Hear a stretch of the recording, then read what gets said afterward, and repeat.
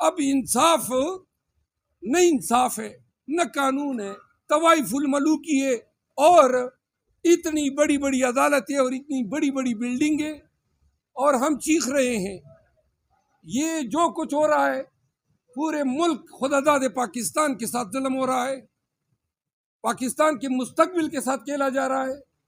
और पाकिस्तान अगर इलेक्शन, इनका ख्याल था, ये मैं आप इनका ख्याल था, और ये जो डिस्क्वालिफिकेशन है, ये पीटीआई के लोगों को मैं बताना चाहता हूँ, ये सारे फैसले अंडू हो जाएंगे 4-5 अयाम में।